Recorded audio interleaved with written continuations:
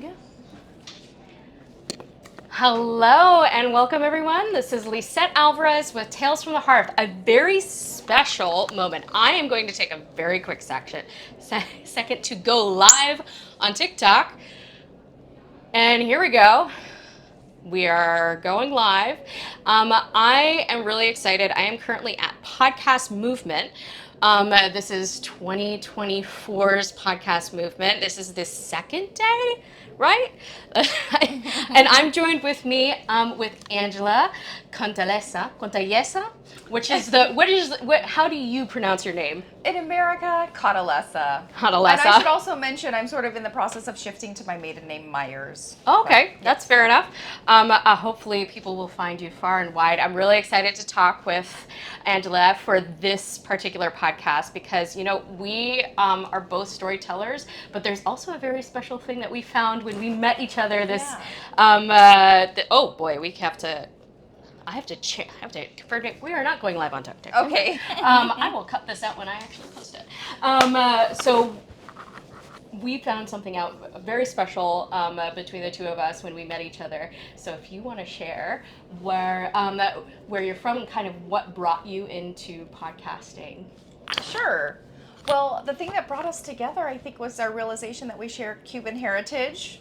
And we don't meet many other Cubans around these here parts in the Washington, D.C. area, do we? No, we don't. And it's interesting because as someone who also, I feel the culture that we share is also very storytelling, very yappy culture, by the way. We are in Yap Media's studio right now. It's really, really cool to meet someone who not only we share heritage for, but we were also recently traveled to Havana, Cuba, and got to experience and explore our heritage even further. I know for me, it's really cool to talk to somebody who shares that experience, and to be heard and seen in that way is kind of the point of being a storyteller. Right? Yeah. What are one of the things that, if you can share a little bit about your podcast as well as Sure. What kind of brought you to Podcast Movement? Yes. I'd love to hear more and let our audience hear more about you and your work as a self-proclaimed storyteller yourself. Yes. Well, I kind of have a nerdy version of it because I love learning, and so I did a lot of school, including getting a doctoral degree from George Washington University. And of course, in doctoral programs, you have to do research, you have to write a book, basically. And the professors always encourage, like, pick something you really are passionate about, otherwise it can be really hard to finish. And I thought, well, what do I care about? And what I care about is just living a good life, being all that I am, like being a full human being. But we've lived in this age of specialization that said we had to pick the one thing and be the one thing. And I always felt like, why would I want to do that? Why would I want to? I mean, I'm all about being really good at a thing, but I want to be really good at lots of other things too. I don't want to limit myself. So when it came to time to pick a topic for my doctoral dissertation, I chose to study the lived experiences of modern day polymaths, which is a word a lot of people don't know. It means many learnings. It's being a Renaissance person. Like a Leonardo da Vinci would be the quintessential perfect Renaissance person, but it is something that living people can aspire to and experience as well. And because I'm so passionate about the topic, after I finished my degree in 2018, I took it to social media. Like I took these concepts to social media. So I've had a YouTube channel and a Facebook community since 2018. Just because I'm passionate about spreading, I call myself a polymathy evangelist because I sort of preach polymathy. No, that's so funny because I call myself an audio evangelist. Ooh. I think, whatever your religion is, I think if you're Cuban American and you're a polymath and you're a storyteller, you are an evangelist about something. You're passionate about something. We're recording for Tales from the Hearth, and one of the things that I do for every guest that I have on the show is that I give them 5 minutes to tell me a story. Any story. It could be a story you've read, it could be a fictional story, it could be a real life story, a memory, whatever you like, because after this, we'll actually sound design underneath it, and when we post it, it'll actually have evocative sound design to accompany your show. So I'll give you I'll give you like 10 seconds to think about what story you want to tell. It should have a beginning, middle, and end, right? Okay. And on my remark, I'll say like cut, and we'll talk a little bit about what storytelling is, because you're a storyteller. We want to make sure you get a chance to talk about a particular story. So Is there any flavor in particular of story you're looking for? so I mean, this is Tales from the Hearth. Definitely focus on like folk tales or like folk stories, stories of the people, stories of family experiences, or like sometimes supernatural experiences, if that's also something that you're willing to talk about. I've had people talk about ghost stories that they've actually experienced. Ooh. I've had people do kind of an intro of a short myth that their culture is from. I've had people talk about the latest book that they've read. So whichever works for you. You know what, you said the supernatural thing, and I'm like fascinated by that stuff. And I did have one time a really weird experience. Let's talk that about I'm willing this to weird share. experience. Let's go. Okay. So, back in, I think it was 2010-ish, maybe 2011, a friend of mine moved from California, where I grew up, to Arlington, Virginia, where I was living at the time. And she moved cross country, and you know how it is when you've moved, and she was living by herself. You got all this unpacking to do, you got like all this work to do, and so having an extra set of hands could be really helpful. And she literally lived across the street from me. So I offered, hey, do you need any help with anything? And she said, well, when I moved here from San Diego, I didn't have a chance to sell everything I needed to sell. So I could really use your help if you want to help me like post ads and take pictures to get rid of things I don't need anymore. So I said, sure. And I went over there. And one of the things she wanted to sell as a recent divorcee that had just moved cross country is she had this wedding gown that was expensive, but she didn't want to like throw it away, and she wanted to sell it.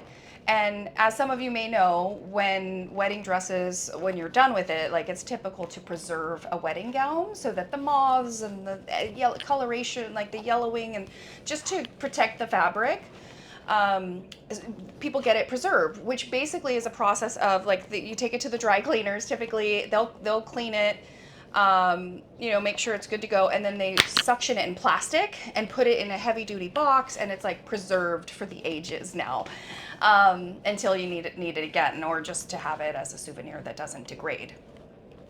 In order to take photos of the gown on a hanger, we first had to remove it from this packaging.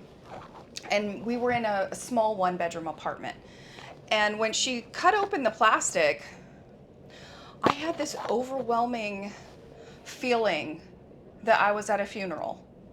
It was so bizarre. It was overwhelming. It was strong. I never experienced anything like that before. And it was so strong and intense that I felt compelled to say it out loud. And I remember saying, oh my God, it feels like a funeral in here. And she went, oh my God, you feel that too? And I was like, you feel it too? And even just saying that it felt like a funeral, I felt like a crazy person, because I know that's like, I had never experienced that before, but I really value being honest. And like, I felt like, I don't know if you've ever been to a funeral, but there's just like this energetic heaviness that is very distinct. Yeah, like a deep sadness, a mourning energy, mourning. And we both felt it, and it was kind of disturbing. So she naturally sort of intuitively went over and opened the window. And for some reason, like when there was fresh airflow and stuff, like the energy felt like it dissipated and that it went away. And I spent months trying to process that. Like, what was that? What just happened? And I thought, well, she just went through a divorce. So maybe like her marriage dying. Maybe I was picking up on some sort of marriage dying, but that didn't even really make sense. I was just so confused. And then if you fast forward a few months later, I got engaged to be married myself. And I had never planned a wedding before. She had, so she offered to kind of coach me and like tell me about catering and flowers and invitations and like all those things you got to do to plan a wedding. And I thought, I need to learn, so sure, I'll take you up on that offer. So I went over to her place, and she pulled out this photo album to kind of like walk me through like all the things. And that's when I realized that she had been married at a church that was surrounded by a very large cemetery. And then it made more sense. And I know it sounds bizarre, but the way I make sense of it is that I think our emotions and our energies like really do exist, and they can like get attached to things like cloths, Yep. and then get preserved in plastic, and then when you cut it open years later, it's still there. Yeah. And I felt it, and she did too, and it was so bizarre. And we live in a bizarre world, and I know it sounds crazy, but I'm open to the weird woo-woo, and that's the truth of what I experienced. Well, everybody who listens to this is very aware that I'm also open to the weird woo-woo, and I think it makes just for good stories for the same reasons you say. Our emotions are attached to things, not just our bodies, but our emotions, our clothing, our audio, and I think one of the biggest things that I'm hearing too is don't get married near a cemetery. Be careful. You might get married to the cemetery. Awesome. Well, thank you for that story. That was really fun. My next question for you is, please tell the audience why you think stories matter. Well, we're creatures of narrative. That's just what we are. From our caveman days, it's how we make sense of the world. Everything becomes a story. It's in our human nature. I think it's in our DNA. We make sense through story, and our stories evolve too. Our sense making evolves. I kind of consider myself a sense maker on social media. Ooh, describe that a little bit more. What does that mean, sense maker? So because of the really broad experiences I've had, like I've studied human potential through the lens of polymathy, many learnings, like being really capable and versatile and continual lifelong life-wide learner. Like that helps you ascend into your potential. It's a way to aspire to be self-actualized as you learn and grow and evolve. So I've studied that, and I've also studied human suffering to some degree. I've studied America's criminal justice system. And so I come from such a hodgepodge, like weird background myself, and I've known so many people, and I've had so many broad experiences. I've traveled to 43 countries on 6 continents. I've lived abroad several times, and so I really am fascinated by people and the human experience. And I haven't had a traditional job now in almost 3 years, which has given me time to like really get to talk to people and just understand what's going on in our world. And I like to consider myself a polymathic kind of gal. I like to learn about lots of different things, and when you learn about many things, it allows you to see interconnections and like the big picture in a different way. And so I use narrative and storytelling to make sense of all the pieces and parts of the world that I've gotten to know, whether it's like people live in their best potential, or I've also worked for some presidents and done some cool things in government. But I've also, I talk to people and know people in prison and everything in between. And so the human condition is really something I like to pay attention to and make sense of, because I'm human, No, I love that description of a sense maker, because in a similar way, I see most artists and creatives are also pattern recognition experts, right? And the way that we create new things and new art is by arranging those things, absorbing them, obviously, being able to go out there, go to different countries. I too am like well-traveled, and I know for me, going out, listening to foreign films or watching foreign films, or just meeting new people, putting yourself outside your comfort zone really does allow you to have more data points to like map on, like, wait, what is going on here? And creating a story to then give back to the community so that they can make sense of what data points, that people really haven't talked about these things in this way, so that we can understand our world and ourselves better. So I love that concept of a sense maker. So I have a question for you then. Oh, can I ask you a question? Yes, you can. What is the sense making you do? Like, what's your narrative in your story about Cuba, about being Cuban American? Yes. Well, Once Upon a Time in Havana is coming out and within Stormfire Productions world, and that is my story about the first time, being the first person in my family to go back to Cuba in over 60 years. And my sense-making process over the last 3 years, making this and my upcoming show, Havana Syndrome, the spy thriller, coming out in November 2024. The sense-making that I've been doing over the last 3 years about that travel, as well as the pieces of information about myself as a third culture kid, being a military brat, traveling during my formative years, understanding what it means to feel borderless in a world that is so defined by borders. And I needed to go out and explore, talk to people like you about how our identities that in experiences that are specific. Cuban Americans are very specific. It's funny, I was late to this and you texted me saying, "That's so Cuban of you." Right? Like, it was very, very like culturally specific things. Yeah. But also things that might be more universal, the pattern, the bigger patterns. So for me, my sense making is exploring very difficult subjects, the personal and the political. The things that have made me insecure about who I am, like, the questions that I've had about my own identity, how I see other people have conflicts about borders is one of the biggest conflicts throughout history, how that exists in my own body, in my own mind, and then being able to go on a journey through fictional characters to explore that further, to make it accessible, to make it not too close. And for me, storytelling in fictional worlds gives me that space, that creative potential, that because anything is possible in a creative space. And for me, my hope is, as a sense maker, it's allowing other people the possibility to make sense of things that are maybe a little too close, a little too hard, a little too emotional, a little too traumatic, because you're giving essentially these avatars of as characters or worlds, so that it's a safe space, and safe in the sense of it's freeing. To be free and unburdened to explore those things. So that's my sense making. There are such parallels with your work with my polymathy stuff, because like polymathy is all about like ignoring the borders. Yes. Being multidisciplinary, being brave, being curious, being open, making sense of things. So I think there's a lot of parallels. What are some of the people in your life that have kind of encouraged you on this path, that have really like kind of I mean, obviously your work as a doctoral student, I'm assuming you have a lot of support in terms of mentorship, but even like non-academic, like who talk about one person that has really been key on your journey as this type of storyteller that you are. God, can I pick two people real quick? Yes, go for it. There's two people. Okay, and can I do show and tell? Yes, also we have a show and tell. Okay. For those of you, so also describe for our listener-only audience. Okay.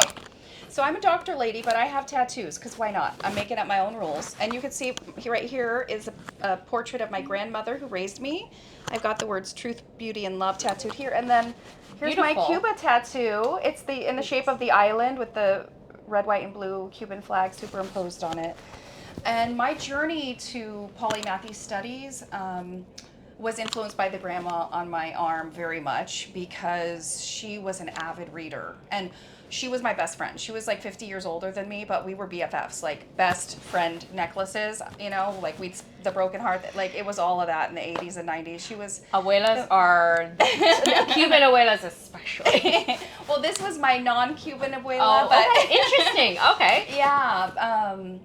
My Meyers grandma, and she was like not even 5 feet tall, but she was fierce and she was brilliant. I think she was a genius. She read about a book a day for decades, and she could learn her way to anything. She represented the family real estate business as she didn't even have a high school diploma, but she studied the law and would fight attorneys and win in court and correct judges, and she was just such a badass. So she, like, her example of just being a lifelong, life-wide learner was really powerful for me. And she also would always take me to bookstores growing up, so I got to learn about whatever I wanted in the age before the internet. So she was super important. And then also when I went off to the University of Southern California at 18 years old, I just happened to take this freshman seminar. It was just for fun. It was called Self-Expression and the Arts. And Professor Eric Truls, who's been a guest on my Polymath Place YouTube channel, he had this culture vulture competition. So the idea was that we'd have to come to the seminar every week and say all the things that we tried that were brand new that we had never done before. And so I had a professor in college encouraging and eventually rewarding me for just trying new things. And that wasn't polymathy per se, because polymathy's associated with being really deep at things, but he got me into the breadth of life experience more. I had gone to private Christian schools before then and lived in a bubble of my own kind. And so just being in Los Angeles, this new big city of the world, and being able to try lots of new things. So like I remember I tried sushi for the first time, and I went skydiving, and I got my tongue pierced on a dare because it would get me the points for the class.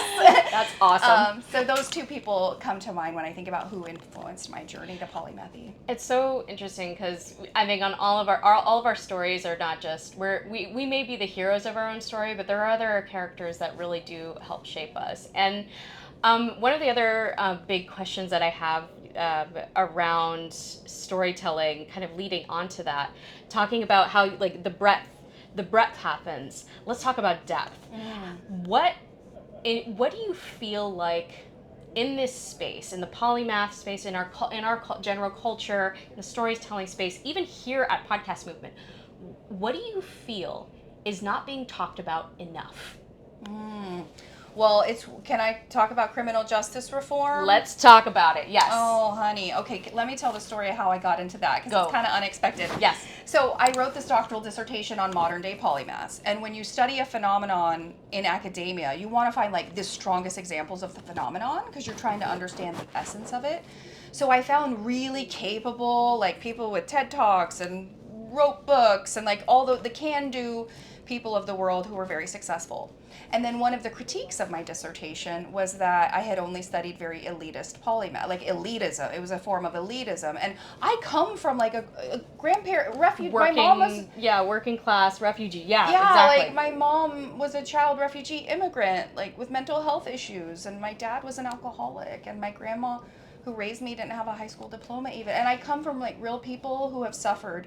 And so I didn't want to promote this idea that lifelong, life-wide learning and human versatility was only for like the upper echelons. I wanted to democratize polymathy and remind living modern people at all levels that they can pursue all of themselves, you know, and their authenticity, even if it's a hodgepodge of things that they've never seen mixed before.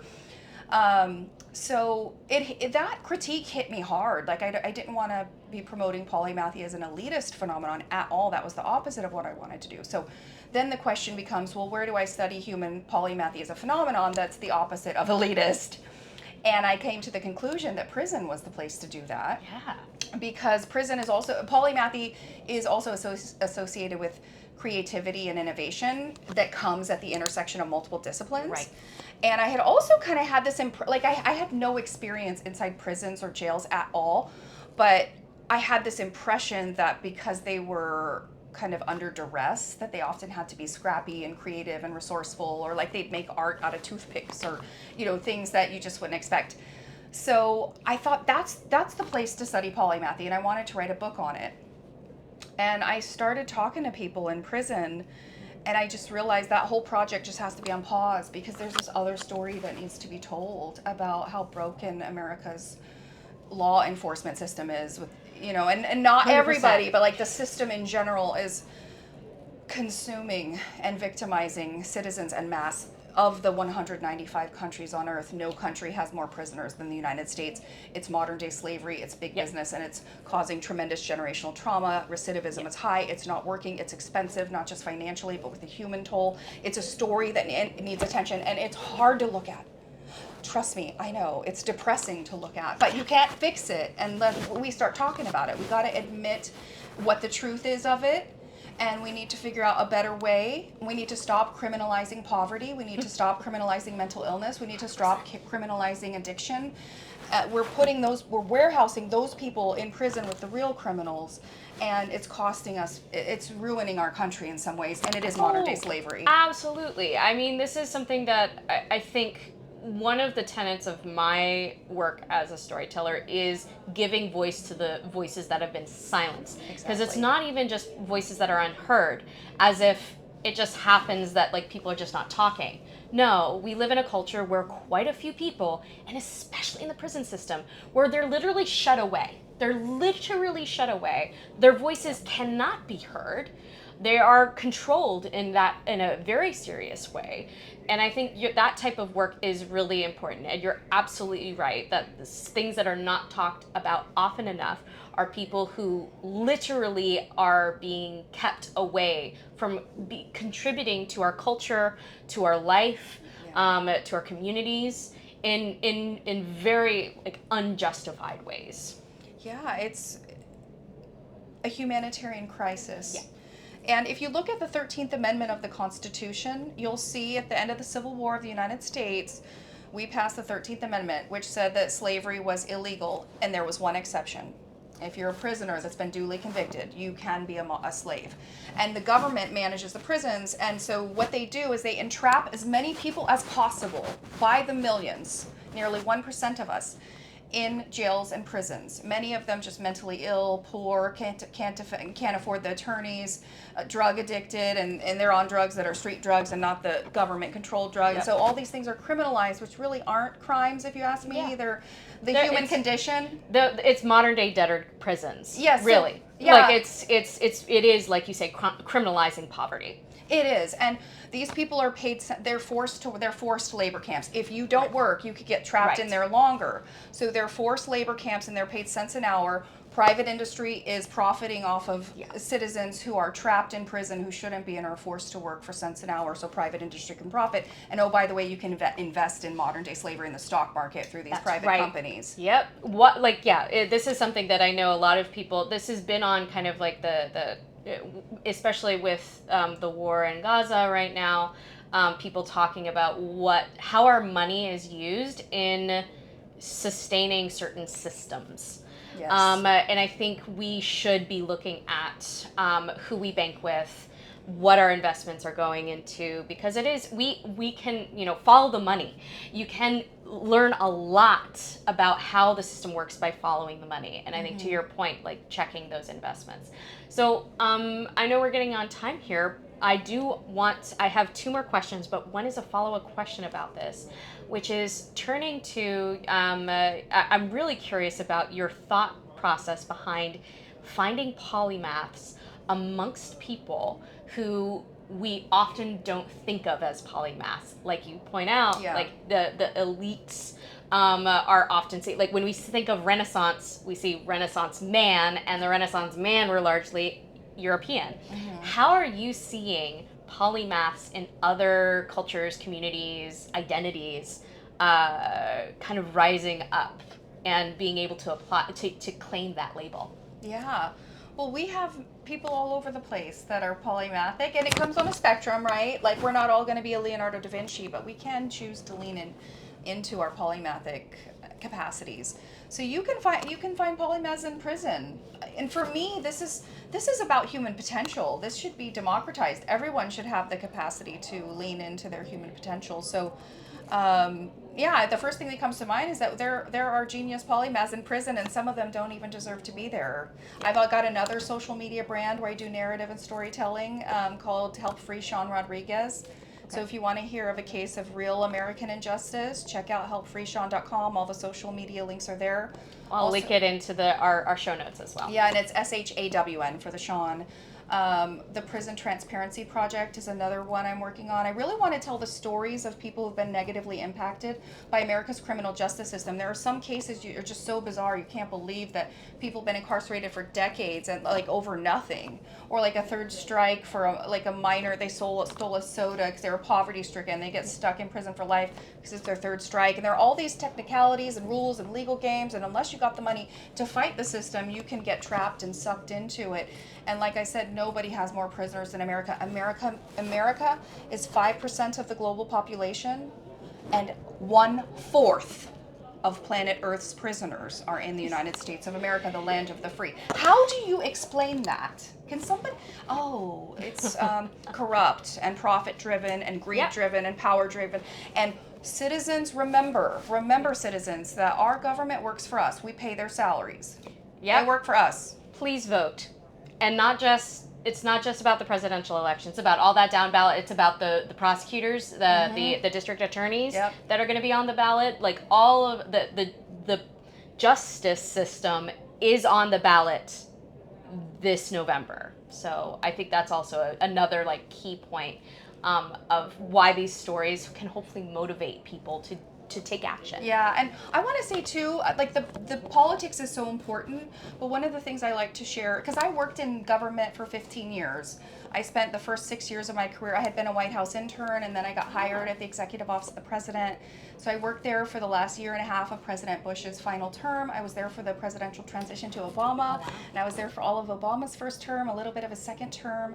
And even though I was at such a political environment, I was part of the non-political civil service that worked to keep the presidency, the office of the president running. Right. I worked in finance. And then after 6 years at the Executive Office of the President, I spent 9 years at the Center for Leadership Development, where I managed leadership training programs for a government-wide audience. So I really got to know the government bureaucracy that's not the temporary politicals. Right. And that, I think, that story also needs to be told, because they're the majority. The civil service, like if you look at our government, and by the way, there's about 12% of our nation, it works in some form of local, state, community, or federal government. So it's a big part of our population that is tied to these old systems and kind of resistant to changing it, because they might have to work harder, be responsible for good performance. And remember, those temporary people, yes, they matter very much, but we also need to hold the non-political part of our government, the systems and institutions that stay no matter who's elected, need to be fixed. And I don't even know if our politicals can do it, because they are in the minority. Right. No, that is an incredibly poignant point. Thank you for sharing that, because that is true. I mean, I live in the DC area, so I've also heard a lot of this, and I think we should not dissuade people from just focusing on that the political engagement, but also where and how the other systems are sustained and continued, and including the prison system. Yeah, and that especially the prison system. I mean, there are so many correctional officers. Like I know the California prison system very well, and I know we got to watch time. No, it's all good. But in the California prison system, their correctional officers union, the California Correctional Peace Officers Association, has the biggest union in the state, and so they have I think it's around 100,000 correctional officers, each paying their dues to the union,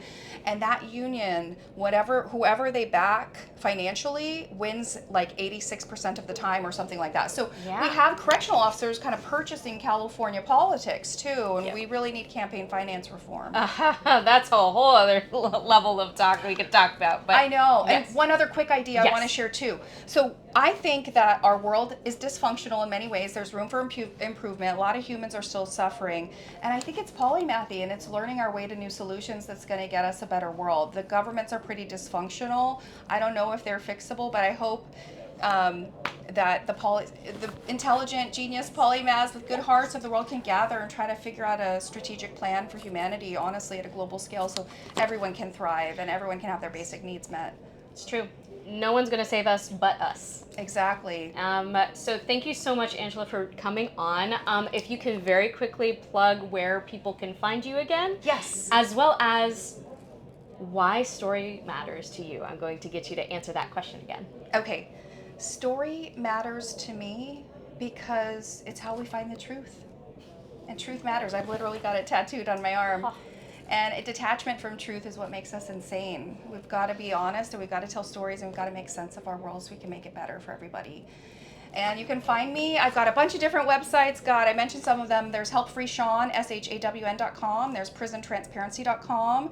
Polymaths Place, POLYMATHS Place.com. Dr. Angela, Dr. Angela, Meyers, DrAngelaMyers.com, and you can find Polymath Place on YouTube and a Facebook community. That's really where I spend the bulk of my time, but I am passionate about other things, so thank you for allowing me to share about them. You're very welcome, Angela, and thank you. And all of this information will also be in the show notes. Thank you so much for listening. This is Tales from the Hearth. We hope you are telling your stories, you're sharing your stories, and you believe in your own voice, and you're supporting the voices of others, especially those that have been marginalized. And I hope that you'll tune in again soon. Thank you so much. Bye. That was fun. Cool. All right. Let's finish. Hold up. End recording.